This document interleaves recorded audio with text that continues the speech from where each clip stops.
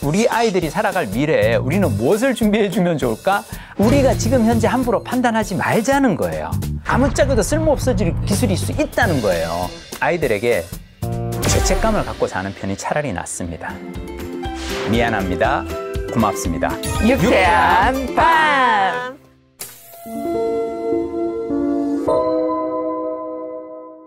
안녕하세요. 저는 24년간 MBC PD로 일하다 2020년에 명예퇴직을 선택한 김민식이라고 합니다. 반갑습니다. 안녕하세요. 반갑습니다.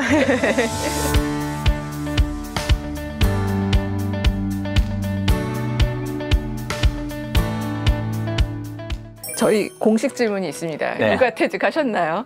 저는 이게 육아퇴직이 이게 정년퇴직처럼 연령이 있는 게 아닌 것 같다는 생각이 듭니다. 저희 아버지가 80이 넘으셨는데요. 지금도 아침에 저한테 전화하셔서 오늘은 미세먼지가 많다니까 나가지 마. 밖에 나가지 마. 예, 아버지. 그러니까 이게 80이 넘어도 50 넘은 아들 걱정을 하시는 게 부모 마음인지라 퇴직이라는 거는 쉽지는 않은데 단지 이제 업무 강도를 좀 줄이고 야근 줄이고 이런 건 좀 가능하겠죠. 그리고 또 스스로 그 70점짜리 아빠를 목표로 잡으셨다고 하셨었는데 네. 그 이유도 좀 같이 말씀해 주시면 좋을 것 같습니다. 개인적으로 저는 이제 항상 70점짜리 아빠가 되는 게 저의 목표다라고 얘기를 하는데 완벽한 육아는 없다고 생각해요. 인생도 그렇지 않나요? 그리고 인생을 행복하게 사는 방법 중 하나는 기준을 낮추는 겁니다. 상대에 대한 기준도 낮춰야 돼요. 근데 상대방에 대한 기준을 낮추는 방법은 나 자신에 대한 기준부터 낮추는 겁니다. 아이는 태어나서 한 5살, 10살 될 때까지 아이가 주로 맺는 관계는 엄마, 아빠밖에 없잖아요. 근데 저는 나이 50이 되도록 살면서 수많은 사회적 관계를 맺고 살잖아요. 근데 제가 100점짜리 아빠가 된다고 하는 건 아들로서, 오빠로서, 직장인으로서의 역할에 대해서 최선을 다하기 힘들어질 수 있어요. 저는 아이들에게 항상 미안합니다. 속으로 그래요. 이렇게 욕심 많고 이기적인 아빠를 만나서 이렇게 훌륭하게 자라주셔서 고맙습니다. 제가 미안합니다와 고맙습니다가 저의 모토입니다. 부모로서. 인생을 정말 즐겁게 사는 비결 중에 하나로 영어를 꼽으셨거든요. 책 되게 베스트셀러 많은 분들이 벌써 보셨을 텐데 영어책 한 권 읽어봤니? 이 책이 정말 영어책 한 거 외워봤니? 해주셨으면 좋겠어요. 편집할 때 이거 반드시 살리셔야 됩니다. 네. 왜 그러냐면 이거부터가 사실 난 재밌어요. 제가 저자 특강 하면은 질문할 때 영어책 한 권 읽어봤니? 재밌게 읽었는데요 라고 얘기를 해요. 책을 읽으신 분들도 그렇게 해요. 그게 왜 그런 줄 알아요? 왜 그럴까요? 한 권 외우는 거는 말도 안 되라는 생각이 있는 거예요. 그렇구나. 읽어봤니 정도겠지. 네네. 사람들이 다 이걸 불가능하다고 생각해서 그러지 않는가. 제가 읽어봤니라 그랬구나. 한 번 더 하면 나 갈 거야. 한 번 더 제목을. 너무 긴장이 순간되네요. 죄송합니다. 그 이제 영어책 한 권 외워봤니? 네. 베스트셀러시잖아요. 그쵸. 예. 근데 이제 그 책에서 굉장히 이제 영어책 한 권 외워보라고 권하셨거든요. 네. 그럼 직접 여쭤보고 싶습니다. 인생을 즐겁게 사는 비결이 영어 공부다 라고 제가 얘기를 했는데요. 저는 원래 영어를 잘하는 사람이 아니었어요. 근데 군대에 있는 동안 그냥 혼자 독학으로 영어 공부를 했고 복학하고 나서 제가 혼자서 회화책을 한 권 통째로 외웠을 뿐인데 전국 대학생 영어 토론대에 나가서 제가 2등상을 탔거든요. 근데 그게 왜 가능했느냐? 그 시절에 아무도 영어 공부를 하지 않던 시절이니까 그런 거예요. 생각해봐요. 세계화가 본격적으로 진행된 게 1990년대 이후의 일이고 저처럼 이제 80년대 대학생들은 영어 공부 안 하고도 취업하는데 별로 지장이 없던 시절이었거든요. 영어가 제 인생을 바꾸는 이유는 아무도 영어 공부를 하지 않던 시절에 혼자 했기 때문에 저는 그랬던 것 같아요. 전 지금 영어 공부하라. 지금 아이들에게 영어를 열심히 해야 네 인생이 즐거울 거다라고 저는 절대 생각하지 않아요. 오히려 앞으로 10년 후, 20년 후에는 자동 번역기나 자동 통역 프로그램 나올 수 있을 텐데 영어 공부에 과연 영어가 답일까? 다만 한 가지 그건 있어요. 제가 영어 공부가 제 인생을 바꿔놨던 이유는 뭐냐면 저는 20대 때 너무너무 무력감을 느꼈어요. 자원공학과를 다니면서 석탄 채굴학하고 석유시추공학을 배웠는데 석유 한 방울 안 나오는 나라에서 무슨 석유시추공학이야. 되게 멘붕이었거든요. 근데 전공을 포기한 대신 저는 그냥 도서관에 가서 책을 열심히 읽었고요. 과연 그러면 앞으로 다가올 21세기에는 어떤 변화가 올까? 책을 읽다가 세계화와 정보화가 온다는 얘기를 듣고 세계화와 정보화의 시대에는 영어를 공부하는 사람이 좀 더 유리하겠구나 생각해서 1989년, 90년에 영어 공부를 한 거예요. 자, 이건 지금으로부터 30년 전 얘기예요. 저는 되게 잘 준비했다고 생각해요. 앞으로 다가올 훗날은 어떤 준비를 해야 될까? 저는 다른 얘기라고 생각해요. 영어가 아니라 솔직히 말씀드리면 저는 앞으로는 영어 잘하는 사람이 되는 게 중요한 게 아니라 전문가가 되는 게 전 중요하다고 생각해요. 저는 앞으로는 직장인의 삶이 쉽지 않을 거라고 생각합니다. 기업의 수명 자체가 짧아질 거예요. 왜냐하면 계속해서 산업이 빨리 바뀌니까. 사람은 100세까지 사는데 기업이 100년 가는 기업이 이제 많지가 않을 거거든요. 자, 그러면 직장 다니는 거 별로 쉽지는 않고요. 프리랜서로 사는 것도 사실은 쉽지가 않아요. 내가 일한 만큼 돈을 벌기 때문에 돈을 많이 벌기 위해서는 일을 많이 해야 되거든요. 자, 제가 생각했을 때 앞으로 20년 후, 30년 후 우리 아이들이 어른이 되어 살아갈 때 가장 좋은 포지셔닝은 저는 전문가로 살아가는 거라고 생각하는데 어떤 일에 전문가가 되는 사람들의 공통점은 뭘까요? 뭔가에 깊숙이 빠져 있는 뭔가에 깊숙이 빠질 수 있는 조건은 뭔가요? 좋아하는 일이요. 그렇죠. 네. 나는 이게 핵심이라고 생각해요.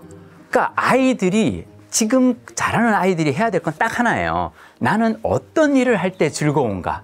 어떤 일을 할 때 나는 몰입의 즐거움을 느끼고 근데 자 여기서 중요한 거 엄마 아빠가 이걸 방향을 끌어주려고 하지 마세요. 생각해봐요. 어떤 아이가 있어요. 근데 엄마가 딱 보니까 얘 공부가 안 돼. 얘는 성적으로 이렇게 좋은 학교 가기 그런 거 힘들 것 같아.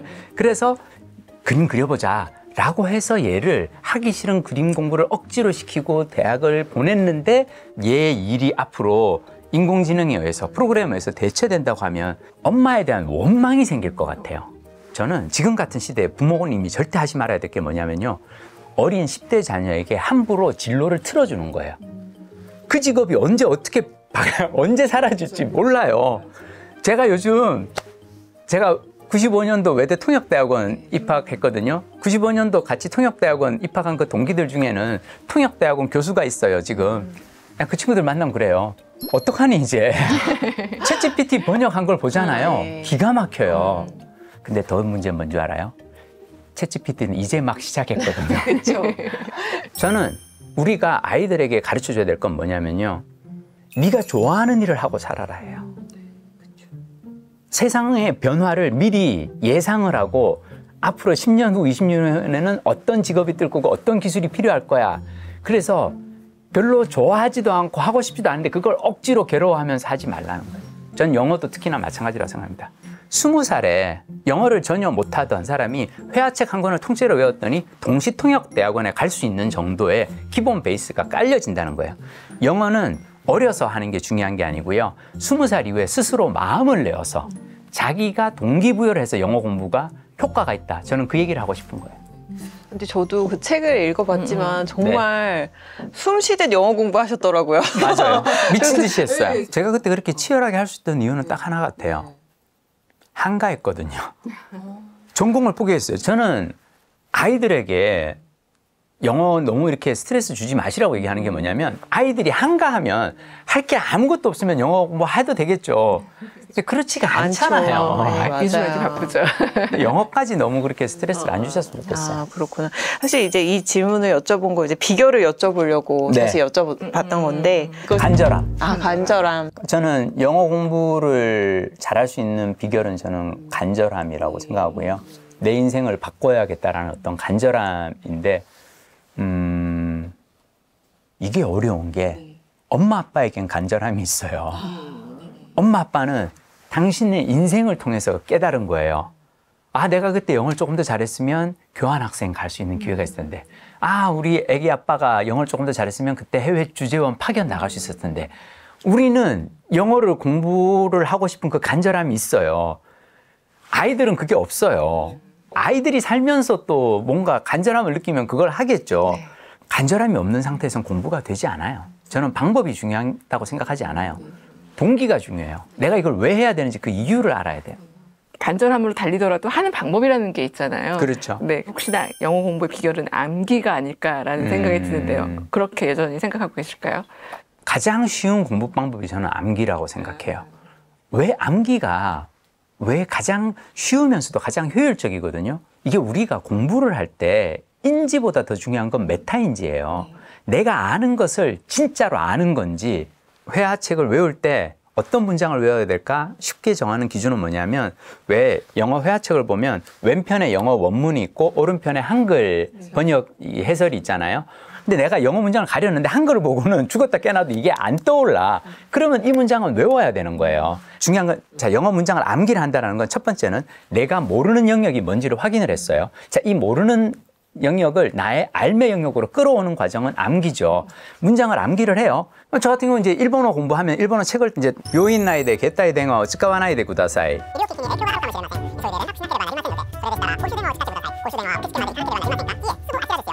자, 이게 일본어 책을 한 권을 외우면 이렇게 되거든요. 내가 무지의 영역에 있는 걸 지의 영역으로 끌어오는 가장 확실한 방법은 암기라고요.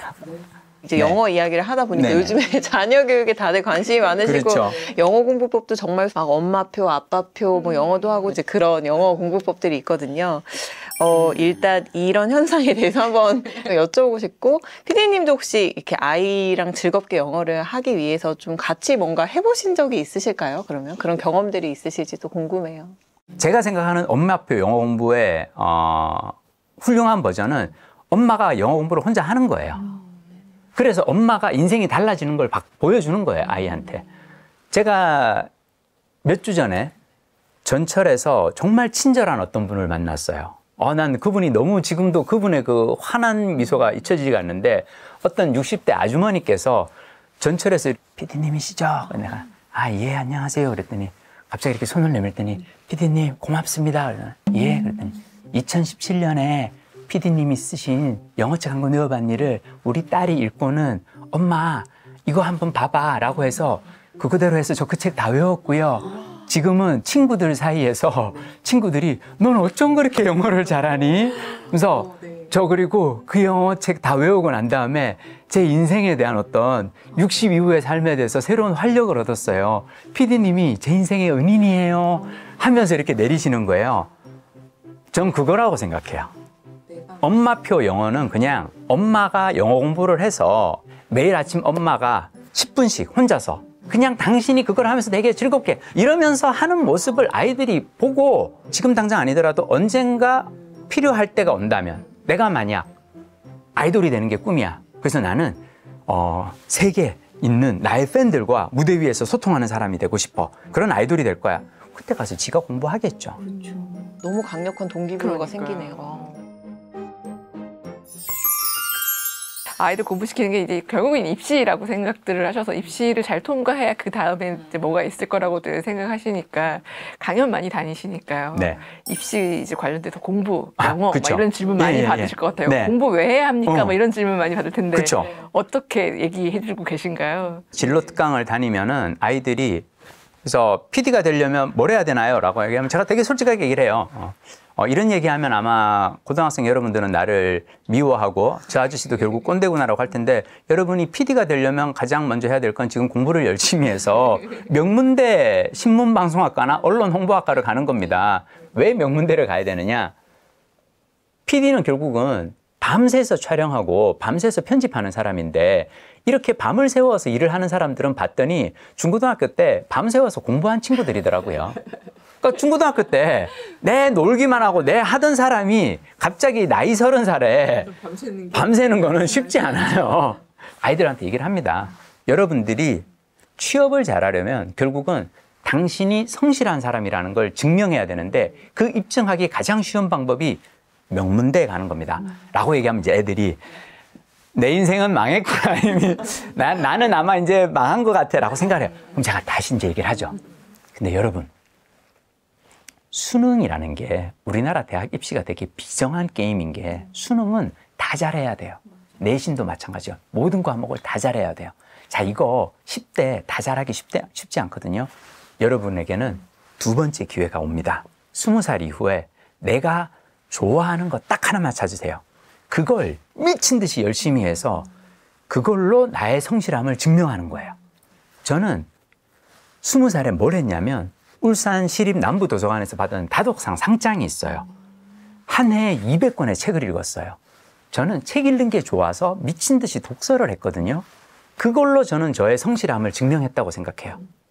방법은 아주 다양할 거예요. 아이들에게 얘기하는 건 딱 하나예요. 10대 때 내가 공부를 못한다고 해서 내 인생이 망한 거 절대 아니다. 제가 이제 아이들에게 얘기를 해요. 아이들이 가끔씩 그래서 손 들고 질문합니다. 아저씨는 언제부터 PD가 되는 게 꿈이었나요? 나는 PD가 되는 게 꿈이었던 적이 단 한 번도 없다. 내가 PD가 꿈이었으면은 이과는 왜 가고 공대는 왜 가고 통역대학원은 왜 갔겠냐. 나는 그냥 내가 좋아하는 일을 찾아서 열심히 하다 보니까 내가 좋아하는 일을 열심히 하다 보니까 좋아하는 일이 잘하는 일이 되고 그래서 내가 뭔가 성실한 사람이라는 걸 나 스스로가 입증하게 되니까 그 다음에는 내가 하고 싶은 일이 생기면 뭐든지 지원하면 다 받아주더라. 내가 성실한 사람이라는 걸 증명할 수만 있으면 20살 이후에 다시 기회가 온다고 아이들에게 얘기를 합니다. 여러분 아이들에게도 똑같은 얘기를 해주셨으면 좋겠어요. 공부를 잘하면 좋겠어. 근데 공부는 어려워. 모든 과목을 다 잘해야 돼, 수능은. 근데 네가 좋아하는 게 뭔지를 찾았으면 좋겠어. 그리고 20살 이후에 그걸로 다시 한번 승부를 내봤으면 좋겠어.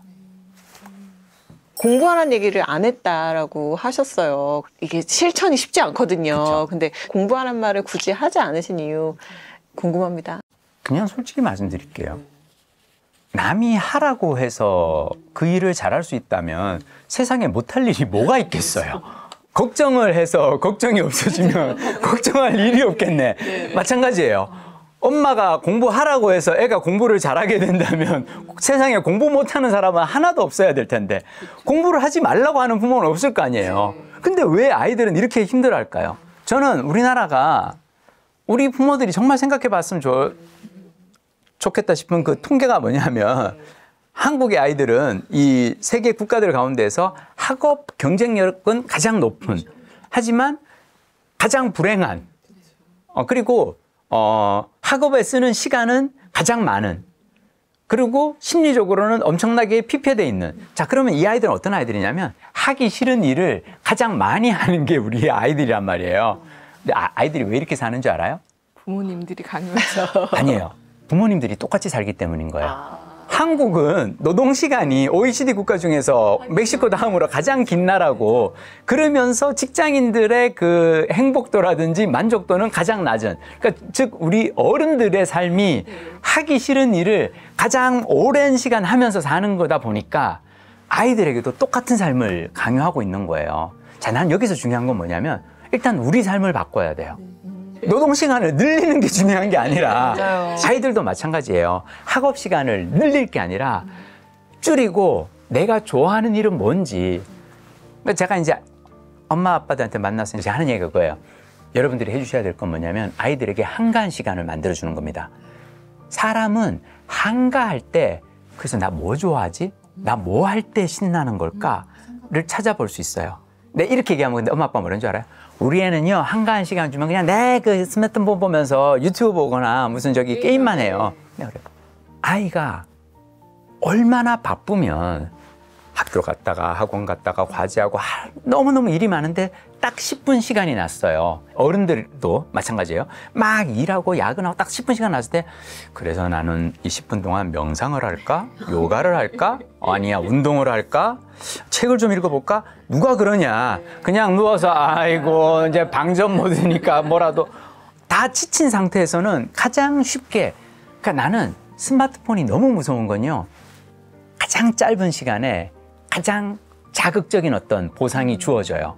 저는 아이들이 시간이 없으면 없을수록 점점 더 이런 자극적인 콘텐츠에만 빠져들 거라고 생각해요. 한가한 시간이 주어져야 그래서 난 이렇게 한가한데 한번 뭘 새로운 걸 뭘 하나 배워볼까? 이런 생각을 하지 않을까? 쉽진 않아요. 근데 엄마 아빠가 좀 한가해졌으면 좋겠어요. 저희가 이제 영어 공부에 대한 이야기 또 많이 나누긴 했는데 사실 저는 이제 PD님 얼굴을 떠오르면 그냥 늘 굉장히 공부하시는 분 같다라는 느낌? 네, 그래서 PD님께 공부란 뭘까? 한번 여쭤보고 싶었어요. 저는요, 재수없는 멘트인데 공부가 제일 재밌어요. 그게 왜 그런 줄 알아요? 자, 우리가 평생을 살면서 하는 게 3가지가 있거든요. 공부를 하고, 일을 하고, 여가를 즐기죠. 공부, 일, 놀이. 이 셋 중에서요. 내 마음대로 되는 건 난 공부 하나밖에 없는 것 같아요. 일은 내 뜻대로 잘 안 돼요. 내가 아무리 열심히 해도 세상 사람들의 반응이 차갑거나 뜨거울 때도 있는데 뜨거울 때는 뜨거워할 수도 있고요.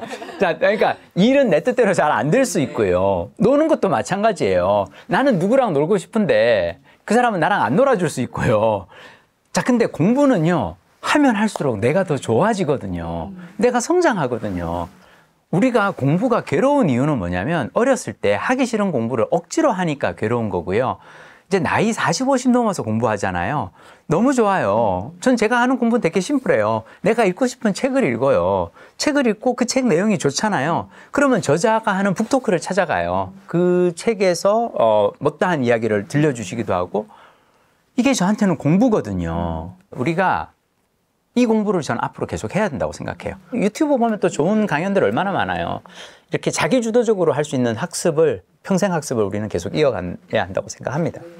그 공부도 끝이 없긴 한데 네. 그 시대에 맞춘 공부라는 게 또 있기도 하고 그렇죠. 그렇잖아요. 네. 지금 이제 인공지능 시대이니까요. 미래 교육 얘기들 많이들 하고 있어요. 우리 아이들 이 미래 교육에 맞춰갖고 어떻게 좀 가르치면 좋을지 많이들 궁금해하세요. 네. 방법을 좀 알려주시죠. 이게 되게 어려운 게요. 제가 중학교 다닐 때 우리 아버지께서 네가 나중에 어른이 돼서 먹고 살려면 이 2가지 기술은 반드시 배워야 돼 라고 해서 학원에 가서 돈을 주고 배우게 한 기술이 2가지가 있어요. 지금 제 인생에 아무짝에도 쓸모없는. 뭘까요? 우리 아버지는 그 시절에 1970년대 아버지가 학교 선생으로 일하시면서 아버지가 했던 얘기는 뭐냐면은 학생들 반평균맥이잖아요. 추산을 놓을 수 있어야 취업이 용이했고, 글씨를 잘 써야, 예쁘게 잘 써야 회사에서 보고서 같은 거 결제 서류 올릴 때 윗사람들이 이뻐한다는 거죠. 그래서 저는 그 시절에 추산학원과 서예학원에 가서 펜글씨를 배웠거든요. 자, 그게 5년도 지나지 않아서 컴퓨터라는 게 나오면서 아무짝에도 쓸모없어질 거라는 걸 누가 알았겠냐고요. 제가 이 얘기를 드리는 이유는 뭐냐면 앞으로 인공지능의 시대에 우리 아이들이 살아갈 미래에 우리는 무엇을 준비해 주면 좋을까 알 수 없다는 거예요. 그리고 우리가 어쩌면 아이들에게 돈을 들이고, 막대한 돈을 들이고 아이들에게 그 소중한 자원인 시간을 빼앗아 가면서 가르치는 것이 어쩌면 10년 후, 20년 후에는 아무짝에도 쓸모없어질 기술일 수 있다는 거예요. 우리가 지금 현재 함부로 판단하지 말자는 거예요. 근데 정말 많은 정보들이 어떻게 보면 또 되게 불안을 좀 자극하기도 하는 것 같아요. 그러니까 안 시키자니 불안하고 또 너무 많이 시키자니 죄책감을 갖게 되고. 그리고 이걸 하면 나중에 진짜 도움이 될까? 그래서 저는 지금 아이들을 키우시는 엄마 아빠들에게 제가 딱 드리고 싶은 얘기가 딱 하나예요. 아이들에게 죄책감을 갖고 사는 편이 차라리 낫습니다. 엄마 아빠가 아이들에게 본전 생각을 하는 것보다는 죄책감을 갖는 게 저는 낫다고 생각해요.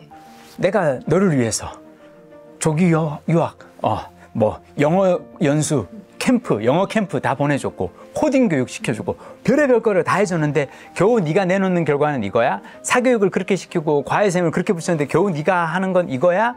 라고 생각하는 것보다는 정말 미안하다. 내가 노후 대비하느라고 사교육에 그렇게 돈을 많이 쓰지 못했네. 내가 일하느라고 야근하고 잔업하느라고 너 많이 챙겨주지 못했네. 미안하다. 근데 내가 이렇게까지밖에 못했는데도 이렇게 잘 자라줘서 너무 고맙다. 그리고 우리가 아이들에게 해야 될 생각은 이거예요. 우리 아이들에게 기본적으로 우리는 미안하다는 생각을 갖고 있어야 됩니다. 왜냐하면 아이들이 자라날 세상에는 점점점 일자리의 기회가 줄어들 거거든요. 이런 세상을 만든 데 대해서 어른으로서 우리는 미안해해야 돼요. 그리고 그런 세상에서 그래도 꿋꿋이 자신의 몫을 찾아가면서 자신의 어떤 삶을 찾아가기 위해서 노력하는 아이들에게 고마운 마음을 가져야 되고요. 그것 말고는 저는 없다고 생각해요. 미안합니다와 고맙습니다. 2가지. 어른이 할 수 있는 말은 딱 2가지예요. 미안합니다와 고맙습니다. 내가 즐겁고 행복해야 즐거운 육아를 할 수가 있거든요. 너무 좋아요. 줌바는 정말 제가 이건 괜찮은 방법인데. 미안합니다. 고맙습니다. 유쾌한 밤.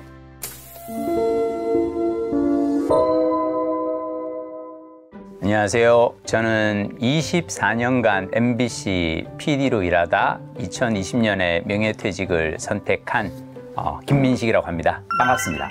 안녕하세요. 반갑습니다.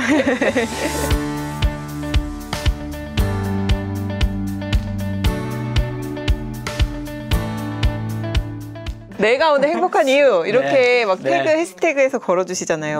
네. 예. 이렇게 행복한 기록 남기시는 이유 한번 여쭤보고 싶어요. 너무 궁금하더라고요. 예. 이게 되게 재밌는 게 네. 제가 지식 인사이드라고 네. 하는 이제 채널에 나가서 이런저런 얘기를 했어요. 그러니까 챗GPT 시대에 아이들을 어떻게 키워야 할까라는 얘기도 하고 영어 공부 어떻게 할까, 그리고 글쓰기를 어떻게 할까라고 하다가 글쓰기 잘하는 방법, 글쓰기를 가장 쉽게 하는 방법 뭐냐? 그냥 하루 일과를 보내다가 뭔가 좋은 게 있으면은 맛있는 음식을 친구랑 먹게 됐어? 음식 사진 찍어놓고 길을 가다가 되게 예쁜 꽃이 폈네?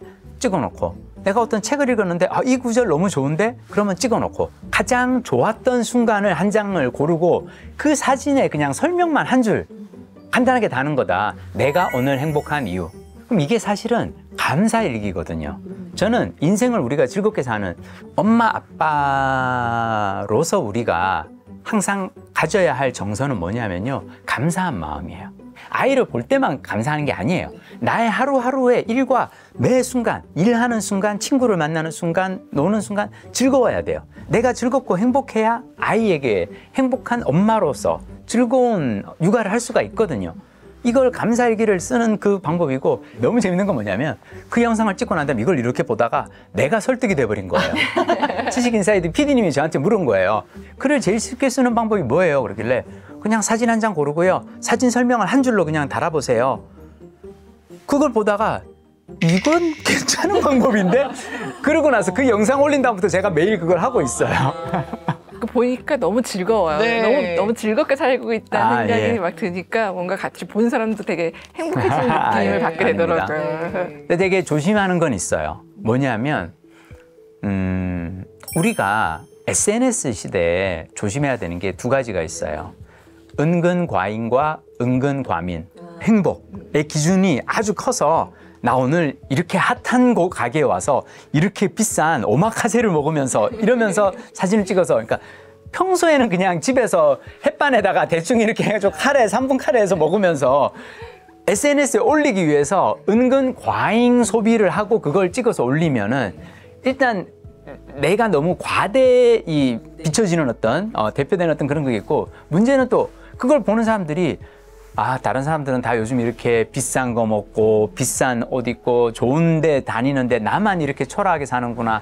과민해질 수 있어요. 이 두 가지를 피해야 되거든요. 그래서 제가 사실은 내가 오늘 행복한 이유를 올릴 때 항상 생각하는 기준은 뭐냐면 쉬워야 돼요. 그래서 제가 도서관에서 책 빌린 거라든지 그냥 탁구장 가는 길에 이렇게 만나는 꽃 사진 아주 손쉽게 찾을 수 있는 일상을 감사하는 훈련을 저는 해야 된다고 생각해요. 말씀해 주셨던 그 후자에 엄마들이 많이 불안해하는 것 같아요. 그러니까 아이한테 막 굉장히 화려하게 생일상도 차려주고 음식도 반찬도 많이 해주는 걸 보면서 나는 그렇게 못하니까 미안해하고 이게 진짜 SNS가 좋은 점도 있지만 좀 엄마들을 더 힘들게 하는 점도 있는 것 같아요. 그래서 네. 그래서 어떻게 생각하셔야 되냐면 약간의 거리를 두셔야 돼요. 만약 SNS를 계속 보는데 어라 하면서 조금씩 부정적인 생각이 들잖아요. 그때는 사실은 중단해야 될 때예요. 잠시 쉬어야 할 때예요. 그 불안이 계속 깊어지면은 분노가 되고요. 그러면은 결국은 다른 SNS에 가서 분노를 표출하는 사람이 돼요. 즐겁게 살고 계시는 것 중에 하나가 또 줌바 댄스. 너무 좋아요. 줌바는 정말 제가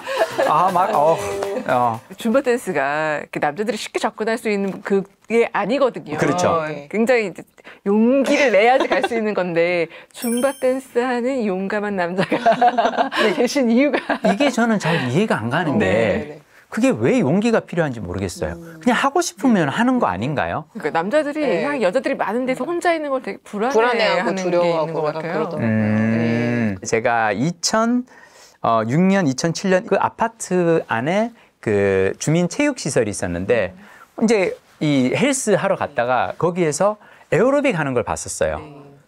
너무 재밌어 보이는 거예요. 부러웠던 건 뭐냐면 제가 제일 좋아하는 그 거북이의 노래들 이런 막 신나는 노래에 맞춰서 막 다들 춤추는데 나도 저걸 하고 싶어. 그래서 제가 가서 여쭤봤어요. 강사분 이제 수업 끝나고 나오는 분을 붙잡고 혹시 이거 제가 해도 되나요? 그러니까 다 여성 회원들인데 해도 되나니까 하셔도 되죠. 근데 괜찮으시겠어요? 그런 질문을 받으셨어요. 괜찮으시겠어요? 라고 강사님 그러시더라고요. 그래서 저는 괜찮아요. 여러분들이 불편할까봐 전 그래서 여쭤보는 거니까 우리는 불편하지 않아요. 남자 오면 좋지 뭐라고 해서 그래서 그때부터 저는 에어로빅부터 사실은 시작을 했던 거예요. 자, 이게 사람들이 다들 50, 60에 새로 시작하기 쉽지 않아요. 30, 40부터 해야 돼요.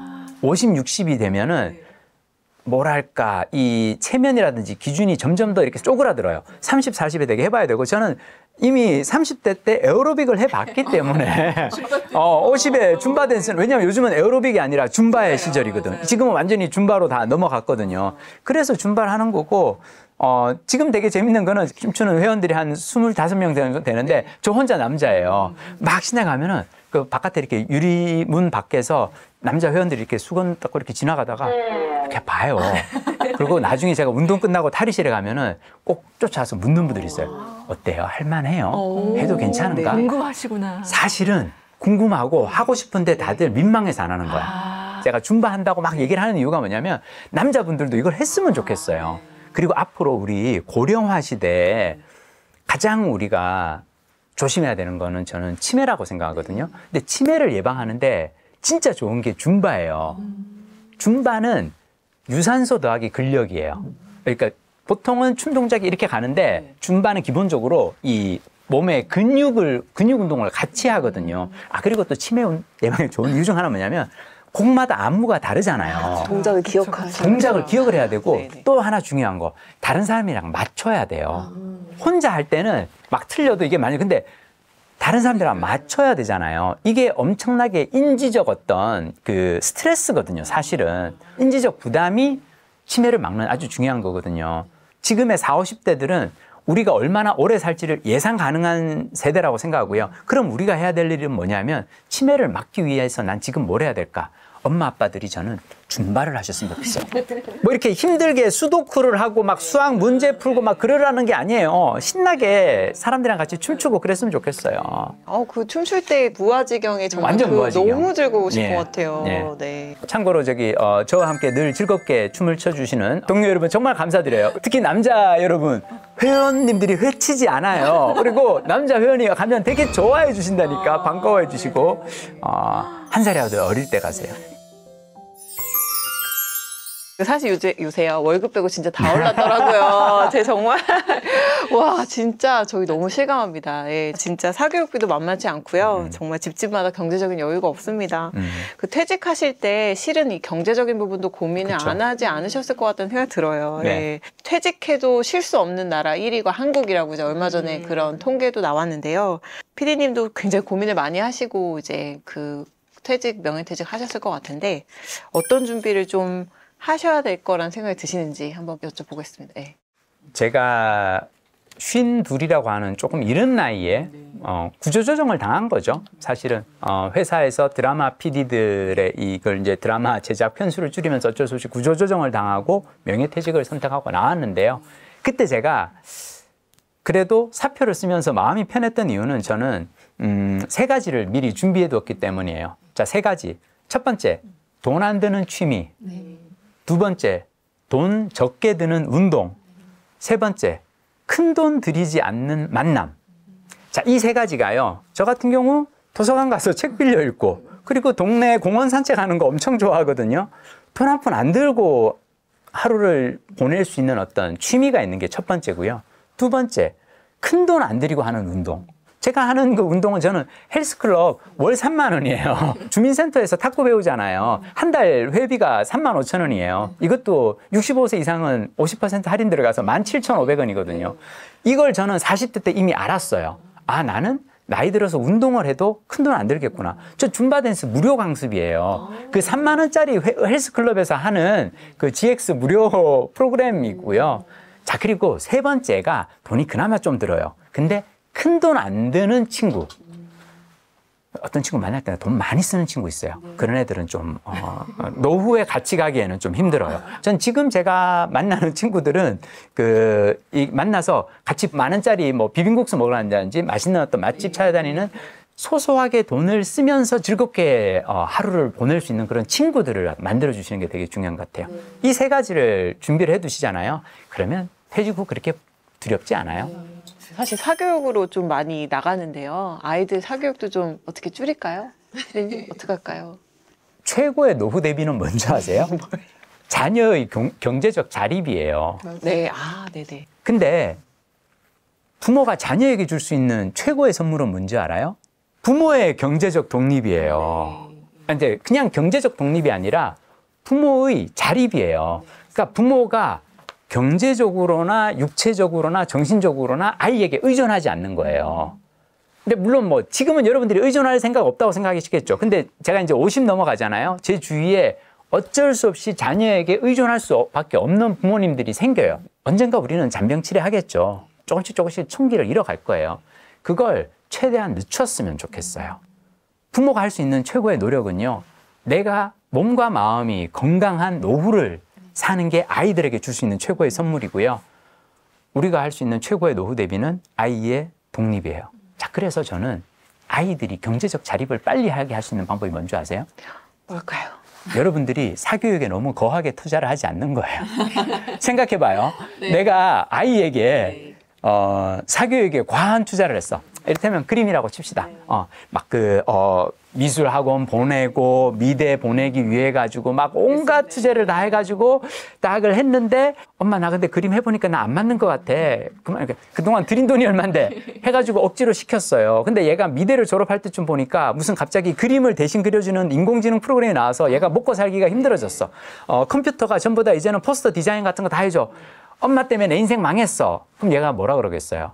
나 나이 30에 갑자기 새롭게 다시 공부를 해야겠으니까 엄마 아빠가 다시 돈 내놔 라고 할 때 할 말이 없잖아요. 왜냐? 내가 이거를 시켰기 때문에 AS를 해야 되잖아요. 아이가 경제적 자립을 빨리 할 수 있는 방법은 지 인생을 지가 선택하게 내버려 두는 거예요. 적어도 그럼 얘가 와가지고 엄마 때문에 내 인생이 꼬였으니까 엄마가 다시 나에게 뭘 해줘야 돼. 엄마 이번에 받은 퇴직금 중에서 얼마를 나의 유학 비용으로 내놓아야 돼 라고 당당하게 말하지 않게 하려면은 하고 싶은 거 있어? 해? 나는 그거 좋다고 생각한다. 난 너가 좋아하는 거 되게 좋아해. 근데 부모로서는 조금 덜 해주고 미안한 마음을 갖고 사는 게 서로에게 피차 좋은 관계가 아닐까 생각합니다. 저희 독자님들이 채널 부모님들이 40, 50대 어머니들이 많으시거든요.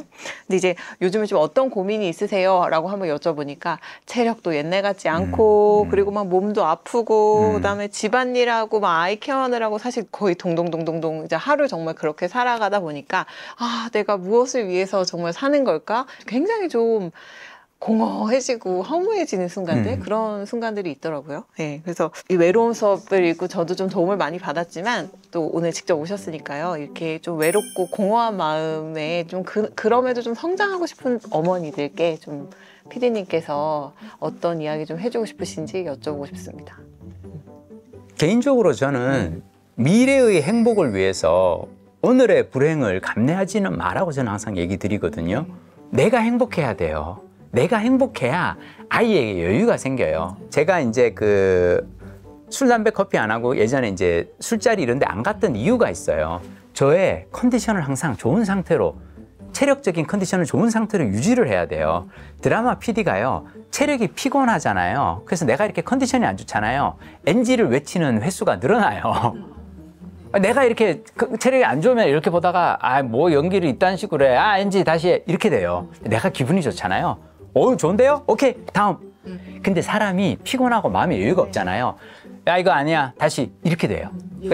예민해지고. 저는 그래서 엄마, 아빠들이 육아를 할 때 제일 중요하게 생각이 뭐냐면 아이에게 짜증이 나잖아요. 생각해 보세요. 아이가 지금 잘못한 건가? 아니면 어쩌면 내가 오늘 회사에서 오늘 나의 일과에서 지친 나의 어떤 마음이 아이 어떤 이걸 아주 사소한 별거 아닌 걸 내가 못 받아주고 있는 게 아닐까. 이거를 생각하는 게 되게 중요하고, 또 한 가지 꿀팁은요. 친구를 잘 사귀셔야 돼요. 나를 초라하게 만드는 친구 만나지 마세요. 나를 불안하게 만드는 친구 만나지 마세요. 근데 그런 친구들이 꼭 있어요. 아직도 뭐 안 해? 네. 그 집에 그 애 아직 그걸 안 해봤어? 어쩌려고 그래? 이거 어쩌려고, 엄마가 무슨 생각이야? 아니, 그것도 아직 안 하고 있어요? 저기 안 보내봤어? 이런 친구들 만나지 마세요. 그런 친구들보다도 저는 항상 친구를 만날 때 제가 제일 좋아하는 친구는 어떤 친구들이냐? 잘하고 있어. 얼마나 좋아. 야, 너는 그 정도도 해? 세상에 너 일하면서 그것도 한다고? 거기까지 해봤어? 야, 그 집에는 그것도 해? 야, 대단하네. 이런 친구들이에요. 자, 근데 그런 와중에도 배울 점 있는 친구가 있어요. 배울 점, 나를 불안하지 않게 하면서 배울 점 있는 친구들이 있어요. 어떤 부모님 되고 싶으세요? 라는 질문을 되레 한번 드린다면 어떻게 말씀 주세요? 깔때기가 아니라 우산이 되었으면 좋겠어요. 세상의 불안을 깔때기처럼 다 모아서 아이 머리 위에 쏟아놓을 수 있어요. 네가 나중에 어린이집 먹고 살려면 좋은 대학에 가야 돼. 너 영어 못하면 너는 취업 못한다. 야, 수학을 잘해야지 수능 점수가 높아. 그래야 좋은 대학 가는 거야. 우리가 들은 모든 주위의 친구들이나 유튜브나 이런 들은 모든 얘기를 다 듣고 야, 이런 시대가 온단다. 큰일 났다. 큰일 났다. 너 어떡할래? 라고 모든 불안을 아이의 머리 위에다가 깔때기처럼 모아서 한 방에 쏟아넣는 부모가 되는 대신에 어떤 식으로든 네가 좋아하는 일을 찾고 그 일을 즐기면서 하면서 살 수 있는 사람이 됐으면 좋겠어. 세상을 불안을 우리가 다 막아주는 사람이 됐으면 좋겠어요.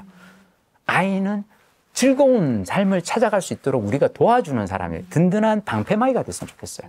끝으로 저희 구독자님들한테 한 말씀 해주시면 좋을 것 같습니다. 우리에게 21세기에 찾아온 세 가지 변화가 세계화, 정보화, 고령화예요. 고령화도 많은 사람들이 저게 우리에게 찾아오는 위기라고 생각하는데 선물이라고 생각해요. 이렇게 생각하셨으면 좋겠어요. 아이들하고요, 즐겁게 지내는 거 중요한데요. 왜 중요한 줄 알아요? 우리가 긴 시간을 아이들과 살아야 돼요. 근데 내가 이 아이랑 내가 어렸을 때 사는 얘가 태어나고 15살까지 사는 이 시간을 내가 아이한테 너무 많은 스트레스를 주고 아이랑 나랑의 관계가 너무 안 좋아져서 자, 언제 아이랑 다시 친해지는 줄 알아요? 아니, 친해질 수밖에 없는 시대가 언제가 오냐면 내가 70 이후가 되면 애랑 다시 친해져야 돼요. 그렇잖아요. 그렇죠. 내가 70 이후가 되면 유지하게 그때 되거든요. 30, 40 어쩌면 걔들이 만약 나에게 엄마, 우리 애기 좀 엄마가 조금 봐줬으면 좋겠어. 근데 어떤 사람이 와서 이렇게 얘기할까요? 엄마가 나 어렸을 때 책 읽어주고 나 데리고 놀이터 가서 해주고 보드게임 나 그게 너무 좋았어. 우리 애도 내가 행복했던 어린 시절을 누린 것처럼 엄마하고 그랬으면 좋겠어 라고 하면 하겠죠. 100세 시대예요. 아이와 보내는 그 10년, 15년의 시간을 잘 보내셔야 긴 시간 아이와 평생 좋은 친구처럼 살 수 있을 거라고 생각해요. 고령화는 우리에게 찾아온 선물이에요. 이 선물을 잘 누리셨으면 좋겠어요.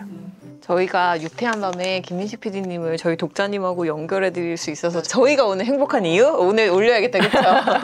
근데 사실은 질문들이 다 어려워요. 사실은 정말 어려워요. 요즘에 이 육아를 어떻게 할 것이라는 점에서 제가 그래서 질문 받고 마지막에 제가 이렇게 고민하면서 했던 건 뭐냐면 정말 죄송한데 이 어려운 여러 난제들을 던져주셨는데 제가 한 얘기들이 별 도움이 안 돼서 미안합니다.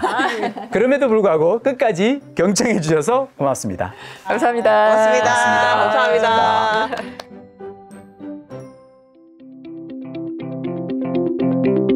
감사합니다.